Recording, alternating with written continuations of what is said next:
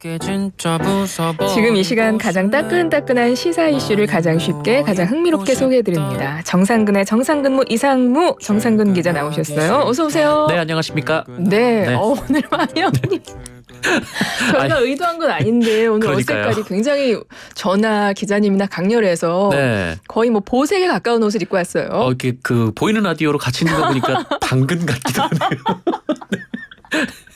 제가 주황색을 입고 오고 박준호 아나운서가 초록색을 입고 그러네요. 오셔가지고 예, 토끼가 네네. 생각나는 지금 보이는 라디오 화면입니다. 네. 짝 당근 같네요, 진짜. 네. 많은 분들이 벌써부터 이제 아까 1부부터 함께 해주고 계셔가지고, 사연도 함께 보내주고 계신데, 요건 우리 정상근 기자와 함께 하면서 여러분 사연도 중간중간 소개를 해드릴게요. 네. 자, 오늘도 SAT를 한 번 더 내드리고, 또 힌트도 주시고, 아까 앞서 제가 선물 소개를 못해가지고, 선물 소개도 함께 해주시면 좋겠는데요. 네. 오늘 문제가 좀 어렵습니다. 이거 힌트 주셔야 돼요. 문제가 뭐냐면요. 맞벌이 무자녀 가정이라는 의미로 1980년대 후반쯤에 미국에서 처음 등장한 단어예요. 땡땡족 이렇게 표현을 합니다. 네네. 땡땡에 들어갈 말이 무엇인가? 오늘 네네. 문제예요. 1번 딩크, 2번 우잉크, 3번 토마호크, 4번 히딩크 중에서 정답이 있는데 힌트 좀 주세요. 네. 그 히딩크 감독으로 힌트를 드리려고 그랬는데 보기에 있네요. 네. 어쨌든. 네네. 네. 뭘까요? 어파트 세레모니가 생각나는 뭐라고요? 그런 문제이기도 합니다. 네. 네, 1번 딩크, 2번 윙크, 3번 토마호크, 4번 히딩크. 힌트 끝난 겁니까? 네. 그렇습니다. 네. 오늘 힌트 아직 뭐였죠? 당근에 지금 정신이 혼미해가지고 잘 생각이 안 나네요. 그렇습니다. 네. 예. 어찌 보면 당근하고도 비슷한 단어예요, 오늘. 그러네요. 그러고 보니. 네. 여러분, 우물정 0945번으로 보내주시면 돼요. 샵 0945. 짧은 문자 50원, 긴 문자 100원, 정보 이용료 들어갑니다. 저희가 선물을 많이 준비하고 있어요. 선물 소개해드릴게요. 먼저 기자님이 시작을 해주시죠. 네, 정직한 건강식품 전문점 백세라이프에서 활력소 침향 청진단 3000과 로얄 아르간 커넬 오일 세트. 88년 전통의 이탈리아 명품 커피 12커피에서 프리미엄 스틱 원두커피 세트. 햇섭 인증받은 7분 밀키트 1000명 시식평가단이 만든 은큼 떡볶이에서 떡볶이 키트 3팩. 유산균이 가득 청정지역 의령 야베스 목장에서 직접 만든 쫀득한 수제 요거트 과일 세트. 정직한 셀프 세차용품 오토그루밍에서 자동차 스크래치는 지우고 광은 살리는 매직크림. 100% 국내산 농산물로 만들고 아삭하고 깔끔한 맛이 일품인 팽현숙 최양락의 맛있는 옛날김치 10kg. 소다스쿨에서 베이킹소다 세제 세트. 물 없이 머리 감고 샤워하는 메리코드 노워터 샴푸와 바디워시. 한국 전통 궁중병과 수병과에서 호두정과. 혈액말 속 카이스트 여성과학자가 직접 개발한 믿을 수 있는 생리대 이너시아에서 생리대 세트를 드립니다. 정답 많이 보내주세요. 4306번님 전기버스 운행 중이에요. 날이 추워지니까 충전 속도도 더디고 전기 소모량은 2배 정도 되네요. 손님분들 히터 빵빵하게 못 틀어드려도 이해 좀 해주세요 라고 하셨어요. 그렇군요. 전기버스가. 네, 이 전기버스, 전기자동차가 이렇게 추운 날에는 좀 효율이 좀 떨어진다고 하더라고요. 그렇군요. 네. 충전 속도 좀 더디고 전기 소모량 2배라고 되는데 우리 기사님은 따뜻하게 좀 빵빵하게 틀어드리고 싶은데 좀 이해 좀 해달라고 우리 승객분들에게 양해 말씀을 해주셨는데요. 우리 4306번님 이렇게 추운 날에도 승객분들 생각하시는 마음 너무 감사해요. 선물 드릴게요. 0608번님 워킹맘은 힘들지만 아이들 보면 웃게 되네요. 퀴즈까지 당첨되면 덩크슛 들어간 마음일 것 같아요. 라고 하셨어요. 워킹맘들도 많이 힘드실 것 같아요. 그죠? 네, 요즘에. 하면서 이제 힌트도 살짝 주시고. 그러니까요. 네. 네, 선물 보내드릴게요. 그렇습니다. 네. 4967번님 더블 인컴 노 키즈의 약자예요. 어머나 이런 고급진 힌트를 주셨어요. 이런 거 좀 주시라고요, 기자님. 그래 저도 몰랐습니다. 네. 더블 인컴 노 키즈의 약자입니다. 오늘 문제 잘 기억해 보시고 답이 뭔지 여러분 생각해 보세요. 0625번님 아이고야 저는 디스크에 시달리네요 라고 하셨습니다. 우리 청취자분들이 힌트가 굉장히 아주 좋네요. 네. 굉장히 아주 센스가 있으셔서 힌트를 속속 내주고 계십니다. 감사합니다. 우리 정상근 기자와 함께하는 정상근무 이상무도 함께 해주시면서 여러분 문자도 주시고요. 정답도 맞춰주세요. 자, 오늘도 정팔레의 감각적인 촉으로 본격적인 이야기를 시작해 보겠습니다. 네. 기자님 준비되셨죠? 준비됐습니다. 예, 시작해 보죠. 첫 번째, 김기현 사퇴에 혁신 압박받는 이재명 대표직 사퇴 또는 불출마 할까요? X 드리겠습니다. 두 번째, 보수층 지지받는 이낙연 신당 비명계 의원들 따라 나갈까요? 네, X 들겠습니다. 세 번째, 이준석 전 대표 국민의힘 잔류 가능성은 몇 %일까요? 5% 얘기하겠습니다. 네 번째, 비상 걸린 국민의힘 비대위원장의 정상근 기자의 추천은? 네, 한동훈 법무부 장관으로 하겠습니다. 오, 다섯 번째, 김건희 특검법 윤석열 대통령 거부권 발동할까요? 네, 5 들겠습니다.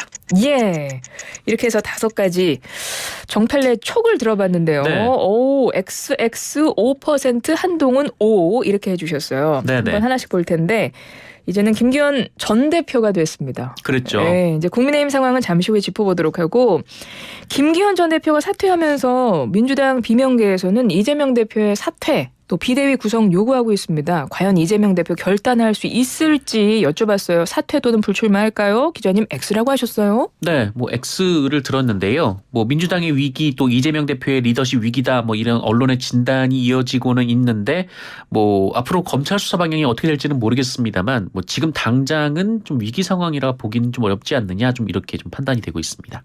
민주당 지도부도 비명계 요구에 대해서 좀 선을 긋고 있기는 하더라고요. 네네. 홍익표 더불어민주당 원내대표 이재명 대표 사퇴에 공감할 의원들 뭐 거의 없을 거다 네. 이렇게 얘기를 했는데 실제 당내 분위기 어떤 것 같으세요? 뭐 제가 들은 바로도 실제로 뭐 이런 요구가 거의 없다라고 하는데요. 선거가 불과 넉 달밖에 안 남았잖아요. 근데 이 선거를 넉 달 앞두고 이 당대표가 이 책임을 지고 사퇴하는 것 자체가 흔치는 않은 일이고 또 이런 일이 벌어진다는 것은 좀 선거에서 참패를 눈앞에 뒀을 때 뭐 그런 정도일 텐데요. 그리고 이제 원칙과 상식 의원들이 그 이재명 대표의 사법 리스크를 계속 거론은 하고 있는데 사실 이 사법 리스크는 이재명 대표의 당대표 출마 이후부터 계속 나왔던 얘기이기도 하거든요. 그러니까 내내 이 사법 리스크라는 말을 들으면서 당대표직을 수행했는데 이 당원들의 지지가 또 나름 굳건한 상태라고 또 보여지고요. 이런 상황에서 갑자기 또 이재명 대표의 사퇴를 요구하는 목소리에 또 이제 힘이 실릴 것 같지는 않습니다. 이재명 대표는 뭐 여전히 통합해야 된다 좀 네네. 이런 거를 강조를 하고 있는데 이번 주부터는 김부겸 정세균 전 총리 연달아 만난다고 하더라고요. 네네. 사실 김부겸 전 총리나 정세균 전 총리는 이낙연 전 대표와 연대설도 좀 돌고 있긴 하거든요. 네. 그래서 이재명 대표와 만난다면 그 자리에서 어떤 이야기가 오갈까 많은 분들이 궁금해하실 것 같아요. 뭐 만난다라고는 하고요. 근데 만약 이 두 분이 이재명 대표를 만나서 뭐 어떤 얘기가 오고 갈지 모르겠지만 일단 만난다라는 것 자체가 이재명 대표의 소통 행보에는 힘을 실어주는 결과로 나올 거는 같습니다. 뭐 아마 전직 총리분들은 그 이재명 대표에게 뭐 당내 소통을 강조할 것으로 예상이 되고 있고요. 그 말은 그 이재명 대표 체제 그 자체는 인정한다라는 의미로 또 해석이 될 가능성도 있어서 이 두 전직 총리를 만난 이후에 뭐 당도 뭐 그렇게 크게 이렇게 흔들릴 일은 없을 것 같다 그런 판단이 좀 듭니다. 네. 그런데 그럼에도 불구하고 친명계에서는 뭐 선거가 임박한 특정 시기라는 전제가 있긴 하지만 네네. 이재명 대표의 이선 후퇴론 가능성도 언급은 되긴 하거든요. 뭐 그런 얘기도 있죠. 이거 가능성 있다고 보세요? 그러니까 이 얘기가 나오는 게 그 2016년에 그 문재인 전 대통령이 당시 이제 더불어민주당 대표를 하다가 이 선거를 앞두고 이선으로 후퇴를 하고 이 김종인 비상대책위원장이 전면에 등장을 했던 바가 있었거든요. 네. 그때는 굉장히 좀 민주당이 어려운 선거로 예상이 됐었었는데 이 결과 뭐 당 분열을 극복하고 이 민주당이 제1당에 올라서는 데 성공을 했습니다. 이 경험이 있다 보니까 이선 후퇴 얘기가 나오는 것 같은데요. 근데 다만 그때와는 상황이 좀 많이 다르다라고 좀 보여지는 게 그때는 민주당의 분당이 현실화됐을 시점, 그러니까 당이 두 쪽이 나는 그런 과정이 있었거든요. 굉장한 좀 위기 상황이었는데 지금은 이낙연 전 대표의 신당 얘기가 나오고는 있지만 좀 분당 수준으로 받아들여질 만큼의 규모라고는 좀 보기 어렵고 또 당 내부에서 또 이재명 대표에 대한 지지도 공고하고 게다가 또 이재명 대표의 또 뚜렷한 대권 주자가 안 보이는 상황이 있다 보니까 좀 그런 좀 차이가 있는 것 같습니다. 네, 알겠습니다. 김기현 대표 전 대표가 되는데 사퇴에 혁신 압박을 받게 된 이재명 대표직 사퇴 또는 불출마 안 할 거다. 이렇게 예언을 해주셨어요. 네, 뭐 저는 그렇게 보고 있습니다. 예, 그래요. 네, 사실 제가 저번 주에 김기현 대표 체제가 총선까지 간다고 그렇게 얘기를 했었거든요. 네. 세상 일은 모르죠 뭐. 제 눈빛을 느끼셨군요. 네네네. 이야기를 하려고 했는데 땡볕에서 물어보지 않았는데. 김기현 대표의 체제로 국민의힘은 총선 치를 거다. 네네. 지난번에 이렇게 말씀하셨었거든요. 네, 맞습니다. 그거에 대한 좀 해명을 들어보려고 했는데. 정펠레 네. 쪽이기 때문에. 난 이 이름이 마음에 들어. 저는 정말 마음에 정펠레. 듭니다. 네. 맞아요. 처음부터 좀 마음이 마음에 너무 들긴 편하네요. 하셨어요. 맞습니다. 자, 두 번째 OX로 한번 넘어가 볼게요. 네. 이낙연 신당에 비명계 의원들이 과연 함께할까? 이거 좀 궁금한 부분인데요. 우리 기자님은 X라고 하셨어요. 네, X 들었는데요. 사실 이 원칙과 상식의 윤영찬 의원의 경우 또 이낙연계로 분류된 또 최측근 의원으로 알려져 있거든요. 근데 이분이 라디오 방송에 나와서 어떤 얘기를 하셨냐면 이낙연 전 대표에게 왜 이렇게 서두르냐 이런 말을 했다라고 속도가 했어요. 좀 빠르신 것 같다. 네, 그러니까 사실상 만류했다는 거거든요. 뭐 공천 결과가 어떻게 되느냐에 따라서 뭐 상황은 달라질 수 있겠지만 그 원칙과 상식 분들은 현재로서는 당을 계속 변화시키자 이런 주장을 하고 있고 또 신당론과는 그래서 또 선을 긋고 있는 상황이기도 합니다. 민주당을 나가는 순간 굉장히 또 정치적 입지가 좁아지거든요. 그래서 쉽게 탈당을 하지는 않을 것 같습니다. 뭐 오늘 하신 기사 보니까 민주당 의원들 한 100여 명이 이 신당 만류 연설명에 참여했다 뭐 이런 기사도 나오긴 하더라고요. 네, 또 그 기사에 또 이낙연 전 대표가 굉장히 또 불쾌했다라는 또 보도가 나오기도 했습니다. 그러면 비명계 의원들 지금 어쨌든 당 내에서 우리가 할 수 있는 데까지 하겠다라는 거잖아요. 네네. 그러면서 이재명 대표에게 사퇴, 비대위 요구를 하고 있는데 만약에 이것이 받아들여지지 않을 경우, 그래서 이재명 대표가 아무런 뭐 응답이 없을 경우 비명계 의원들 다음 행보 어떻게 될 거라고 보세요? 뭐 딱히 다음 수가 잘 안 보이는 상황이긴 한데요. 그 이재명 대표의 사퇴, 뭐 이선 후퇴까지 주장을 했기 때문에 어쨌든 뭐 남은 카드가 있다면 뭐 총선 불출마를 선언해서 이 총선 이후에 좀 당 상황을 좀 노려본다거나 그렇지 않으면은 뭐 탈당밖에 없기는 합니다. 네. 그래요? 근데 우리 비명계 의원들도 움직이면 공천 이유를 또 봐야 되는 입장이긴 하잖아요. 그렇죠. 이제 공천 결과를 아마 모두가 좀 기다리고 있겠죠. 그렇죠. 네. 공천을 못 받게 되면 그 이후에는 조금 움직임이 있을까요? 공천을 못 받게 돼도 이렇게 크게 움직일 수 있는 공간은 넓지 않은 것 같아요. 그 이낙연 전 대표의 신당이 있기는 하지만 공천 이후에는 또 그 상황이 또 너무 늦어버리는 또 그런 면이 있거든요. 그래서 공천에 탈락했기 때문에 또 신당에 간다라는 비판을 받을 수도 있기 때문에 정치적 입지가 그렇게 넓지는 않은 상황입니다. 근데 이게 좀 궁금하긴 합니다. 이낙연 전 대표가 신당 창당 공식화했는데 네. 좀 생각보다 힘이 실리지 않는 분위기는 그렇게 역력해 보이거든요. 그렇죠. 그 이유는 왜라고 보세요? 그러니까 신당이 성공하려면 그러니까 민주당에서 분당이 되는 것이기 때문에 민주당이 상당한 위기 상황이어야 하는데 좀 위기라고 판단할 만한 근거가 좀 명확하진 않거든요. 그러니까 뭐 당 지지율이 뭐 여러 여론조사 기관에서 나오긴 합니다만 여론조사 회사마다 또 지지율이 또 들쭉날쭉하기도 하고 이 당원들의 비토가 오히려 그 이재명 대표보다는 비명계 쪽에 쏠려 있는 면도 있고요. 그리고 사실 여론조사상으로는 대통령의 지지율이 이렇게 높지 않다 보니까 정권 심판론이라는 선거 프레임이 이 야권에서는 상당히 좀 강한 편이긴 합니다. 그래서 이런 상황에서 야당 개혁이라는 구호가 좀 관심 받기는 좀 어려워 보이기도 합니다. 그럼 요거 하나만 더요. 만약에 이재명 대표 체제로 총선을 치렀어요. 네. 근데 민주당이 실패를 하면 네네. 이재명 대표 대선 행보에도 좀 영향이 있지 않을까요? 그렇죠. 이 민주당이 총선에서 패배를 한다면 이재명 대표의 대권에는 브레이크가 걸린다라고 봐야 되는 것 같고요. 이재명 대표 외에 이 대선 주자가 잘 안 보이는 민주당 입장에서는 그 굉장히 좀 아픈 기억이 떠오를 수밖에 없죠. 그 이명박 정부가 출범한 이후에 이 민주당이 이렇다 할 대선 주자가 없는 상황이다 보니까 선거마다 참패했던 경험이 있거든요. 또 그때 기억이 또 떠오를 수밖에 없는 그런 상황입니다. 알겠습니다. 세 번째 OX로 넘어가죠. 네. 이준석 전 대표에 대한 질문이었습니다. 탈당 마지노선 27일 다가오고 있는데요. 네. 이준석 전 대표 국민의힘 잔류 가능성 5%로 보셨어요. 이거 어디서 나온 숫자입니까? 제가 김기현 대표의 사퇴 가능성을 0%. 그래서 0%는 위험하구나. 네, 신중함이 필요하다라는 생각에 5%로. 신중하기 위해서 네네, 5%. 5%로 했습니다. 알겠습니다. 근데 김기현 전 대표 사퇴하고 이제 네. 비상대책위원회 체제로 될 거잖아요. 맞습니다. 그러면서 이준석 전 대표 탈당 명분 흐려진 거 아니냐 이런 말도 나오던데요. 근데 그거는 아닌 것 같은데요. 그 이준석 전 대표가 뭐 직접적으로 윤석열 대통령을 비판한 적은 별로 없습니다만 그 이준석 전 대표 발언 기저를 보면 대통령의 변화를 요구한 측면은 있었습니다. 근데 이번 김기현 대표 사퇴 과정에서도 윤석열 대통령이 배경에 있었다라는 보도가 나오고 있거든요. 그렇다면 뭐 당이 별로 달라진 상황은 아니다. 좀 이렇게 볼 수 있을 것 같습니다.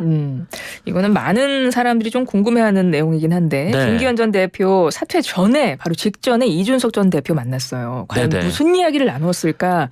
갑자기 왜 사퇴를 결정했을까? 막 분분해요. 어떻게 네, 생각하세요? 두 분이 만났기 때문에 뭐 두 분의 뭐 보도된 바에 따르면 그 뭐 김기현 대표는 이준석 전 대표의 탈당을 만류하러 갔고 또 이준석 전 대표는 김기현 대표의 현 상황에 대한 좀 걱정을 나누었다 뭐 이런 얘기 정도로 들었거든요. 그런데 뭐 사실 이 김기현 대표가 이준석 전 대표를 만난 것이 이미 자맹을 한 뒤였고 또 사퇴 직전이었거든요. 그러니까 당 대표를 내려놓을 생각을 했는데 이 분당을 언급하는 전직 당 대표를 만날 이유가 정말 탈당을 만류하기 위해서였을까? 뭐 이런 의문이 나오니까 좀 배경과 내용을 두고 좀 설왕설래가 이어지는 것 같습니다. 근데 저는 그 이준석 전 대표를 만났을 때 이 김기현 대표가 당 대표직 사퇴를 결정한 뒤였다라고 보고요. 그러니까 지금 김기현 대표가 그 대통령의 요구와 좀 다른 결과, 그러니까 총선을 출마하면서 대통령직을 사퇴하는 결정을 내린 뒤에 이준석 전 대표를 만난 것은 뭐 일종의 좀 용산을 향한 메시지였다. 좀 이렇게 좀 해석을 하고 있습니다. 예, 알겠습니다. 자, 네 번째 OX 질문. 이제 국민의힘은 비대위원장 인선에 속도를 내고 있습니다. 네. 비대위원장 추천해 주셨어요. 한동훈 장관 추천하셨네요. 제 추천이 크게 의미가 있는지 모르겠습니다. 근데 저는 그 가장 좀 유력하게 거론되는 분이 한동훈 법무부 장관이라 네. 뭐 한동훈 장관을 얘기를 했었습니다. 네. 근데 뭐 원희룡 장관, 김한길 국민통합위원장, 이뇨한 전 혁신위원장 등이 거론이 되고 있던데요. 가장 가능성이 높다고 보시는 거예요? 일단 뭐 친윤계에서 그렇게 정리가 됐다라는 보도가 한겨레를 통해서 나왔고요. 친윤계가 그렇게 정리했다라는 것은 또 대통령의 뜻이 반영된 것이라고 보고 또 마침 오늘 또 한동훈 장관이 모든 일정을 취소를 했더라고요. 그래서 아마 비상대책위원장으로 가는 좀 그런 경로가 아닌가, 네 그렇게 좀 생각이 듭니다. 모든 일정을 다 취소를 했군요. 네네. 근데 하태경 의원 같은 경우는 비대위원장보다는 선대위원장이 더 낫다, 뭐 이런 의견도 제시했던데요. 네, 그러니까 비대위원장을 아껴서 이제 선대위원장을 하는 게 낫지 않느냐 좀 이런 얘기를 하시는 것 같은데, 근데 사실 선대위원장은 선거 결과에 책임을 져야 하는 자리이기 때문에 그렇게 이제 아끼는 카드인가라는 생각은 잘 안 들긴 하고요. 근데 어쨌든 저도 좀 이전에는 이제 김기현 대표 체제가 유지된다는 가정하에 이 한동훈 법무부 장관이 이제 선대위원장으로, 그러니까 얼굴로 오는 그런 모습을 좀 생각을 했었었는데, 지금 당이 굉장히 좀 위기 상황이다 보니까.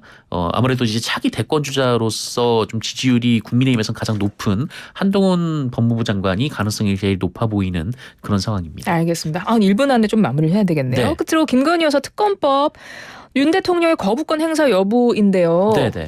아까 5라고 하셨어요. 네, 거부권을 행사할 발동할 거라고 거다. 봅니다. 네, 그 특검을 민주당이 추천을 하고요. 또 수사 상황이 매일 브리핑 될 거거든요. 이렇게 되면은 총선 내내 이른바 이제 김건희 리스크가 이어지게 되는데 용산과 국민의힘에서 받아들이지는 않을 것 같습니다. 그렇군요. 자, 끝으로 이거 짧게 윤석열 정부 2기 내각 이끌 신임 장관 후보자들의 인사청문회 이번 주에 줄줄이 예정돼 있습니다. 이번 청문회 관전평 한 줄평으로 좀 해주실까요? 네, 뭐 아무래도 좀 그 이른바 이제 관료분들이 뭐 이렇게 주로 임명이 됐다 보니까 좀 이렇게 이른바 뭐 총선용 개각 아니었겠느냐 좀 이런 부분이 될 것 같고요. 특히 뭐 이번에 그 장관 후보자 중 한 분이 좀 굉장히 좀 폭력 전과가 있다라는 그래요. 얘기도 있어서 좀 그 부분도 좀 관심 갖고 지켜보면 될 것 같습니다. 예, 알겠습니다. 한 줄로 굉장히 길게 네. 잘 들었습니다. 자, 이제 SAT 오늘 정답 발표할 시간이 됐습니다. 네. 오늘 1번 딩크, 2번 윙크, 3번 토마호크, 4번 히딩크 중에서 정답은 1번 딩크입니다. 맞습니다. 1번 딩크 정답입니다. 이렇게 해서 오늘도 정상근 기자의 정상근무 이상무 함께했습니다. 고맙습니다. 고맙습니다.